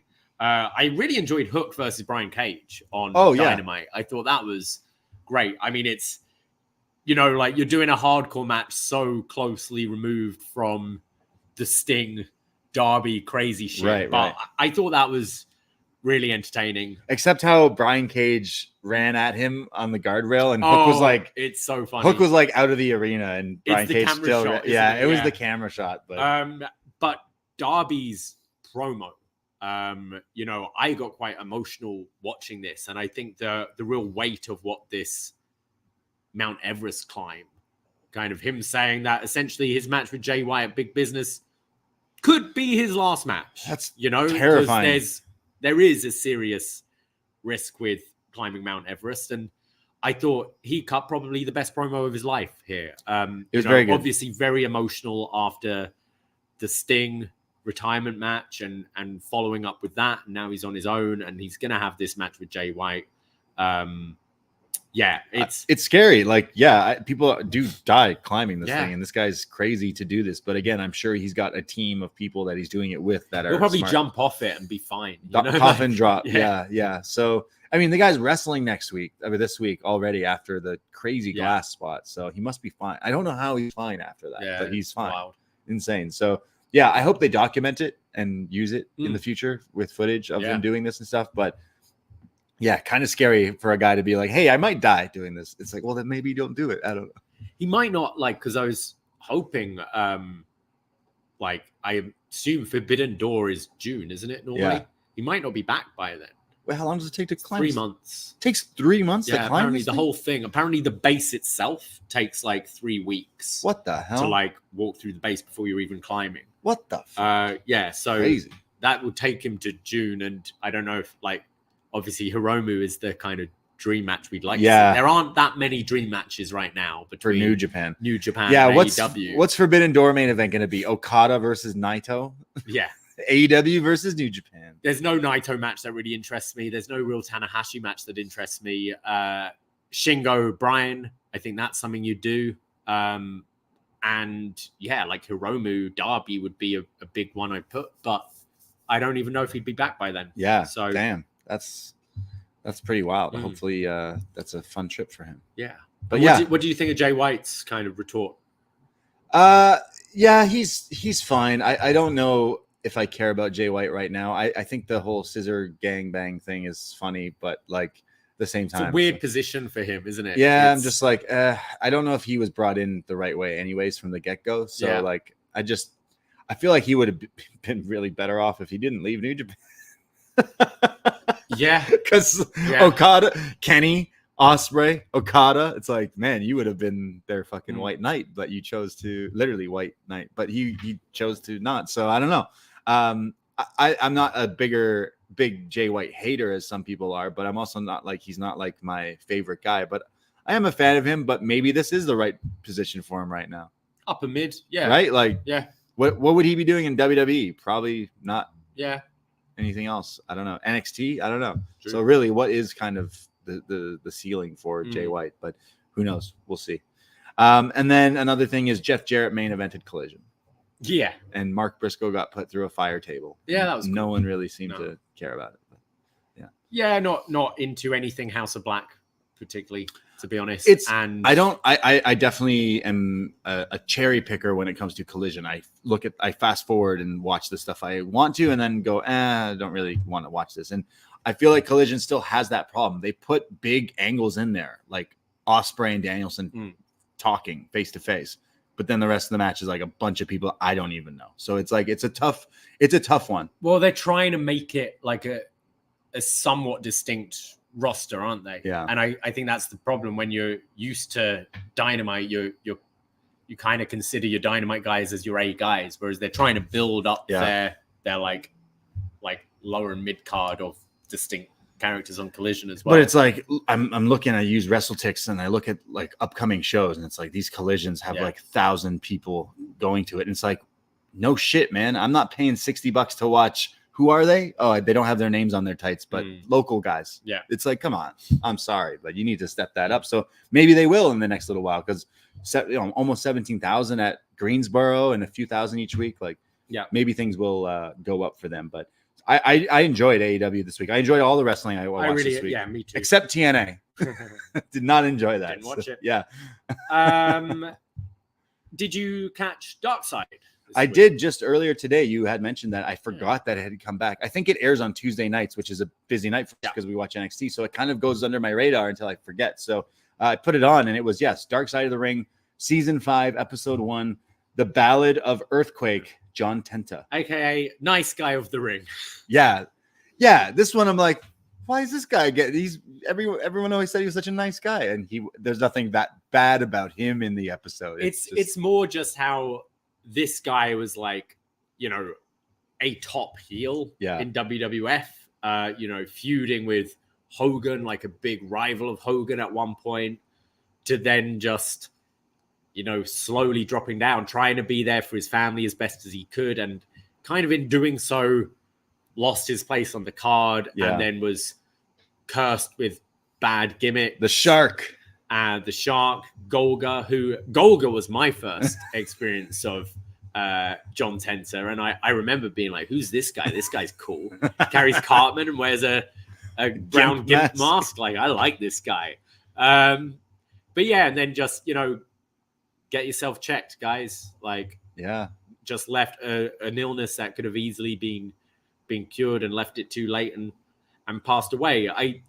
It's like, I found it interesting. I don't know when else you're going to really get a documentary on John Tenta, on Earthquake. I can't see it being something that A&E really do. And in this case, I'm like, oh, well, that's cool. I get to learn a bit more about this guy who just seems like he was a really fucking lovely dude. And it is dark side as well. It's just maybe not as juicy as some of the others. I really enjoyed it. too. Still, I know, like, maybe I don't know too much about Earthquake. I've watched him wrestle a few times, never live, but like I've watched through the years. I know about him and everything. But I'm pretty sure I have seen him live. Like one of the UK things where you got fake Kane and fake LOD. I'm pretty sure I saw Earthquake. You saw Avalanche, or saw some guy as Earthquake. Right. I think it was very like nice. You hear like his wife and his family and these kids being like, hey, this guy like hustled for us and like to make sure we had a better life, and because he grew up poor in Canada and all this thing. And I was like, wow, man, like what a fucking gem of a dude. This guy just did what he was told to do and did it for his thing. He made it big in sumo. He was doing good in sumo, but he was like, this isn't what I want to do. I want to be a pro wrestler, and made it happen. And then WWE was like, yo, this guy's fucking huge.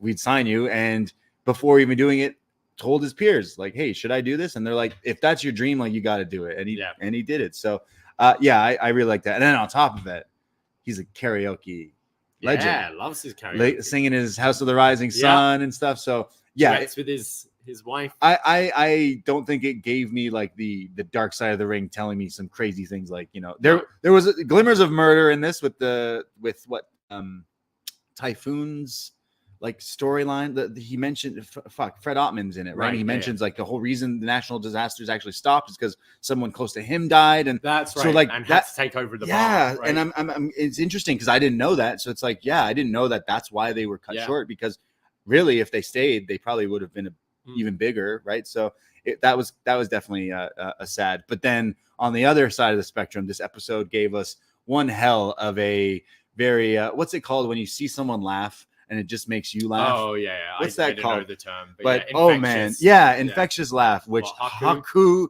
being shown the Shockmaster. So funny. Oh man, this is an evergreen clip of this guy just howling, laughing, crying here, and like, oh Fred, like this boy and stuff. So still really enjoyed this episode, and they knock it out the park. They really do, these dark side guys. So they managed to make me really be invested and care about Earthquake. So fucking rest in peace, Earthquake, man. John Tenta, what a guy.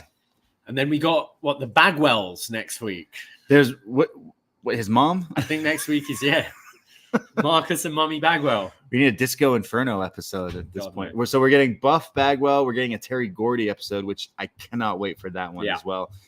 Brutus the Barber Beefcake. I could probably take that one. Does Hulk Hogan show up in that one? I mean, he'll be part of it, won't he? I doubt he'll be a talking head. Yeah. So interested in seeing the rest. I forget what else is coming this year, but this show, I always forget about it, and then as soon as I put it on, I'm like, oh, I love this stuff. So good stuff from Vice all around. All right. Anything else? That's everything I can think of. I saw that Bailey might be getting Paramore for her entrance. She's been pushing for this for years, and I don't think they'll play her out. They just will play the song. Who knows? Yeah.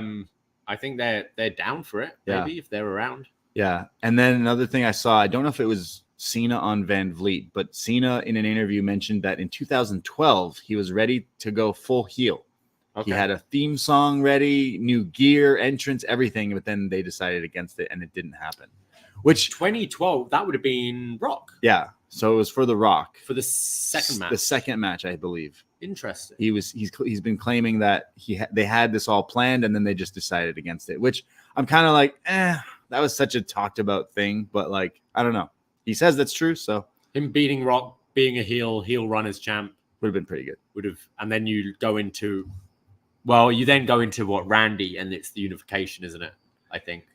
I feel like it would have either way would have been better than what they went with, because that time was not good in my opinion. So I thought that was pretty interesting. He did say like that we made everything, we had designs made and everything, and then just decided not to do it. So I bet they were kind of like, yeah, you're John Cena though. Yeah. So yeah.